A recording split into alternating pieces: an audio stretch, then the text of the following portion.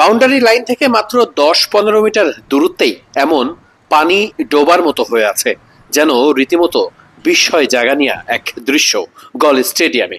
শুধু সেখানেই শেষ নয়, পাশেই আবর্জনার স্তূপ দেখে চোখ কপালে উঠতে বাধ্য। মাত্র দুদিন বাদেই এখানেই কিনা অনুষ্ঠিত হতে যাচ্ছে বাংলাদেশ শ্রীলঙ্কার মধ্যবর্তী প্রথম টেস্ট ম্যাচ।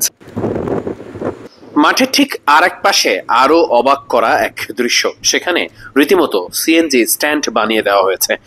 দুদিন বাদেই যেখানে অনুষ্ঠিত হতে যাচ্ছে বাংলাদেশ এবং শ্রীলঙ্কার মধ্যবর্তী টেস্ট ম্যাচ, সেখানে দুদিন আগে এমন অব্যবস্থাপনা একটু হলেও ভরকে দিতে পারে যে কাউকে। গ্যালারিতে যেমন নেই কোনো চেয়ার কিংবা আধুনিক কোনো ব্যবস্থা, সেটাও আলাদা করে চিন্তার খোরাক জোগাতে পারে। খুব স্বাভাবিকভাবেই এই স্টেডিয়ামের পানি নিষ্কাশন ব্যবস্থাও যেন খুব একটা জুৎসই না। অন্তত মাঠে আধুনিক কোনো ব্যবস্থাপনা ছিল না, এটা নিশ্চিত। সামান্য বৃষ্টিতেই অল্পতেই মাঠে পানি জমে যাওয়ার সম্ভাবনা থাকে অনেক বেশি। পানি নিষ্কাশন ব্যবস্থা খুব একটা ভালো না থাকার কারণে পুরো মাঠেই ট্রিপল দিয়ে ঢেকে রাখা হয়। এছাড়া মাঠের বাইরে এমন ময়লা আবর্জনা কিংবা অন্যান্য সকল বিষয় আগামী 2 দিনে কতটা ঠিক করতে পারবে শ্রীলঙ্কান ক্রিকেট, সেটাই বড় প্রশ্ন। টেস্টের অনেক ঐতিহ্য এখানে আছে সত্য, কিন্তু মাঠের ব্যবস্থাপনা ঠিক রাখা নিয়ে প্রশ্ন ওঠা খুবই স্বাভাবিক।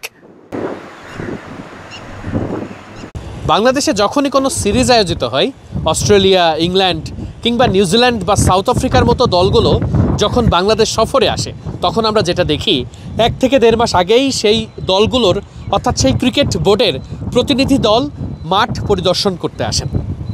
যে মাঠে মুশফিক, লিটন দাস, মেহেদী হাসান মিরাজরা আর 2 দিন পর বাংলাদেশ দলকে প্রতিনিধিত্ব করবে, লাল সবুজকে প্রতিনিধিত্ব করবে, ঠিক 2 দিন আগে সেই মাঠের যে পরিস্থিতি ভিডিওর শুরুতেই দেখেছেন। কোথাও বা আবর্জনার স্তূপ, কোথাও বা টুকটুক বা আমরা বাংলাদেশে যেটা বলি সিএনজি স্ট্যান্ড। একটা মাঠের মধ্যে যে পরিস্থিতি, এমন পরিস্থিতি থাকলে অস্ট্রেলিয়া, ইংল্যান্ড কিংবা সাউথ আফ্রিকার মতো দলগুলো কি এখানে খেলতে রাজি হতো? শুধুই কি বাংলাদেশের জন্যই এমন আয়োজন?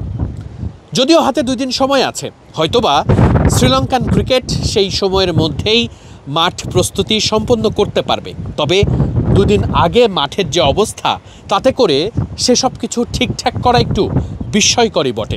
এখনও তো ক্রিকেটাররা অনুশীলন শুরু করতে পারেনি। প্রস্তুতির সেই পর্বে আর কি আকস্মিকতা অপেক্ষা করছে, সেটা তো দেখাটা এখনও অনেকটাই বাকি। তবে মাঠের ক্রিকেটে বাংলাদেশ দল যতটা ভালো করবে, নিশ্চয়ই এই ব্যাপারগুলো ততটাই বাংলাদেশের পক্ষে যেতে শুরু করবে।